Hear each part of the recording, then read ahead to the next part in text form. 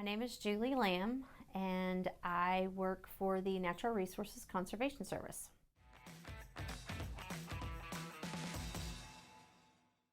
I am the resource conservationist here in Nowata County, and basically what we specialize in is working with landowners, writing conservation plans and addressing our natural resources.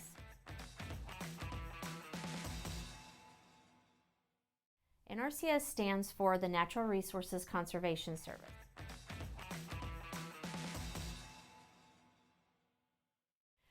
What I like about working for NRCS is the fact that I get to work in the field with landowners one-on-one, addressing different natural resource concerns, working with them on grazing plans, assisting them with financial assistance through our cost share programs.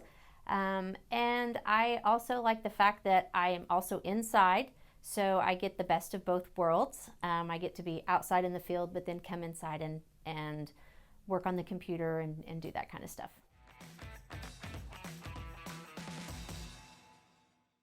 Okay, NRCS is actually a federal agency. We are umbrellaed underneath USDA, which is the United States Department of Agriculture.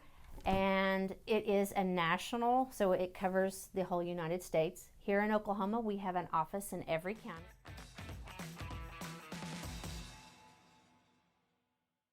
How I got here with NRCS is I'm actually what you would consider an NRCS brat, kind of like the military brats. I have a lot of family members that came to work for the agency. So growing up, I knew a lot about it and loved what my dad did, and I knew that that's what I wanted to follow and do. As far as the education, I had to get a degree in agriculture, of course, and with my specific job, I have to have so many hours of soils, plants, and the reason being is because we are a technical agency. We are providing a technical service to people and recommending technical things to them, so we have to have that mindset, and so that's why I went to OSU.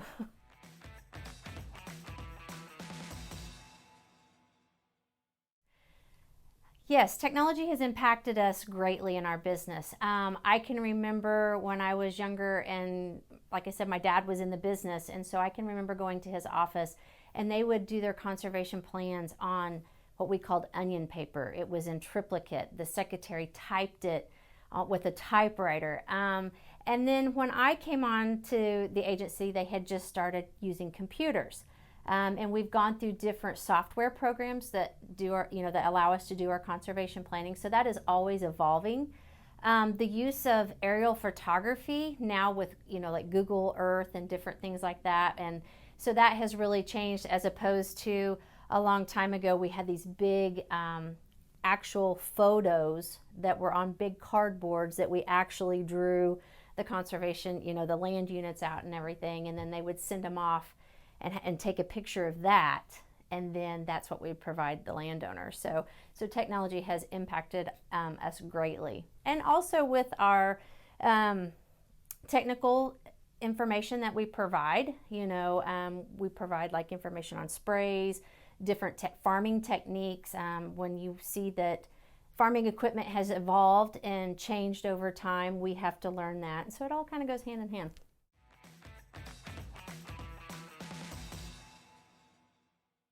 COVID-19 has affected us greatly. And the main thing, I won't say greatly, I would actually just say that it has affected allowing the producer to come to the office. We've had to shut our offices down. We've had to go to smaller staff, so it's kind of restricted us that way. But as far as being able to do our jobs and still put out the money with our programs, that has not changed. Actually, in Oklahoma this year, we've spent more federal dollars than we did last year and the year before. So that is increasing. It's just slowed the foot traffic coming into the office.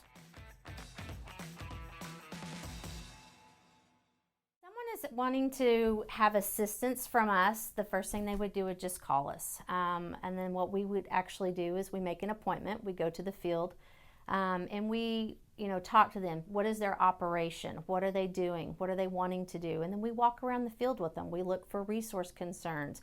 What are they seeing that they want to address?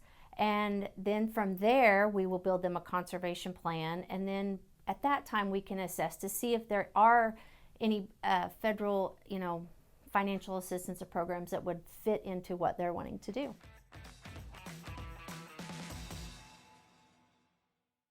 How we ensure the quality of our service is very important to me here in Nowata County. Specifically, it is all based on customer service. So, I really strive to provide the customer with a quality product, and then to make sure that we're meeting their concerns and providing them avenues to address what their problems are. So we also in-house have quality assurance, things that we have to go through. Since we are a technical agency, we have standards and specifications that we have to follow. And so that's kind of how we do that. One thing about NRCS is we are not a regulatory agency. So everything that we do is all voluntary. So if the landowner, we have certain, technical things that we recommend that we have to follow those standards and specifications. If they do not like it and they don't want to do it, then that's fine because we are not regulatory. But we do run into things where people, we have new ideas, new things to offer, and sometimes we get a little pushback from that. And a lot of it is just we address that through education. What we run into specifically in the agriculture industry is, well, my grandpa's been doing this for 45 years and he's done it this way and I'm going to do it that way. Where sometimes they're a little resistant to the new technology, the new way of doing things. And so we just address that basically through education. And every county is different. So what people are doing in western Oklahoma is totally different than what we're doing here. We're totally doing different things in southeast Oklahoma, but generally within an area, we all have the same natural resource concerns. So specifically in Nowata, what we are dealing with is going to be like herbaceous weed management, where we're dealing with Sericea lespedeza, musk thistles. Every county has soil issues. Anybody that's doing any farming, we all address those same issues: as soil erosion, water quality. And the other thing that we deal with here, and specifically I want to say in the Osage, Washington, Nowata, Craig counties, Rogers counties, you're going to deal with brush management issues. You're going to deal with thorn trees, blackberries. So we have our own specific needs, but yet we can be different than other counties. And one of the ways that we identify those is through our locally led process. We do a lot of outreach, trying to talk to people to find out what they're dealing with on their property. And then we take that information and then we build that into some of our financial assistance programs.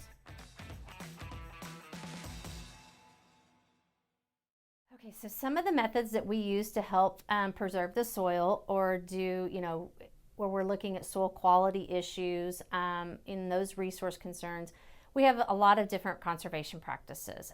If you're dealing with people that are actually in production farming, we can look at no-till farming, we can look at terraces and waterways. Another big thing that we're really pushing here lately is soil health. So we're looking at what's living in the soil. So we're going to address that with cover crops and just overall better management.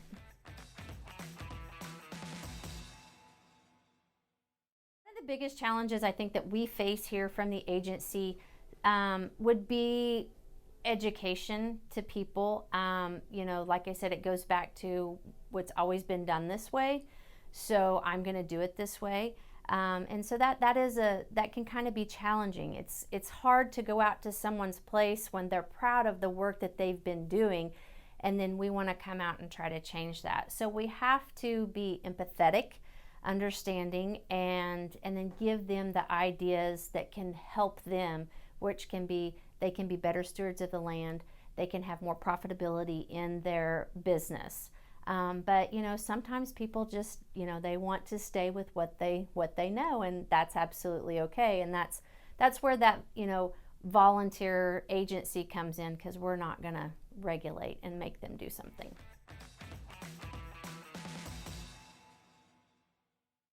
The advice I would give to someone interested in a career in this field would be to first and foremost is your education, making sure that you have enough of the soils classes, the plants, the range. I would also highly recommend that they would have some interest in animals, working with different species, whether it's cattle, horses, goats. Those are a lot of things that we run into up here. But also, taking some classes in computers as far as ArcGIS programs, that kind of stuff, because that gives them a foundation of some of the computer programs that we run here to do our conservation planning. The other thing is I would highly recommend that they take communications classes. That is the key, because we have got to be able to communicate with people effectively in order to sell our, the product that we are wanting to provide for landowners. With the growing concerns of environmental issues, that has played a big role in the programs that we offer and some of the technical assistance that we do provide producers.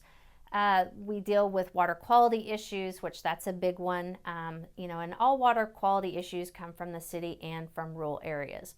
So we try to address those through some of our soil quality programs. Spraying is a big one, and we know there's environmental concerns about that. So we follow our standards and specs, and we try to put in practices to mitigate a smaller footprint, bad footprint on the environment.